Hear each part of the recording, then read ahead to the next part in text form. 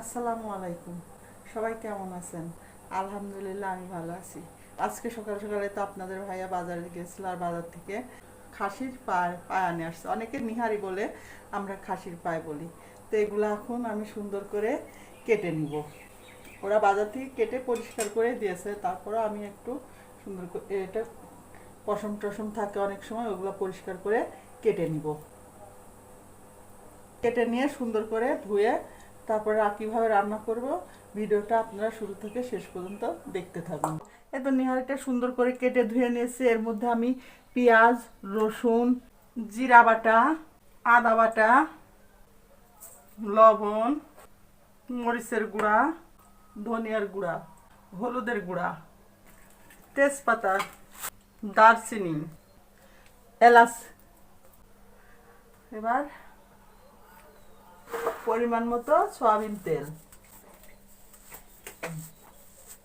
আর এই নেহারিটা আমি প্রেশার কুকারে রান্না করব।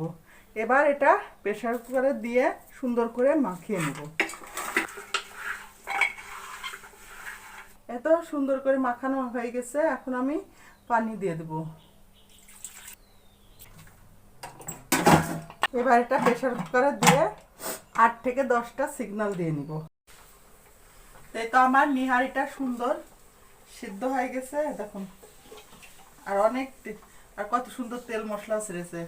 তাই এখন এটা আমি পাতিলে ঢেলে নিয়ে আর একটু ভালো করে জাল দিয়ে মশলাপাতি দিয়ে নিব। তো নিহারিটা চুলাতে বসিয়ে দিয়েছি, এখন আমি ভালো করে জাল করে নিব। এই তো আমার খাসির নিহারিটা রান্না হয়ে গেছে, এখন আমি নামিয়ে নিব। এখন আমি উপর থেকে ভাজা জিরার গুঁড়া ছড়িয়ে দেব। আবার খাসির নিহারিটা রান্না হয়ে গেছে। তো রান্নাটা ভালো লাগলে লাইক কমেন্ট শেয়ার দিয়ে পাশে থাকবেন, আর আমার ইউটিউব চ্যানেলটা সাবস্ক্রাইব করে দিবেন। আজকে পর্যন্তই, আগামীতে আবার কোনো নতুন ভিডিও নিয়ে আপনাদের মাঝে উপস্থিত হব।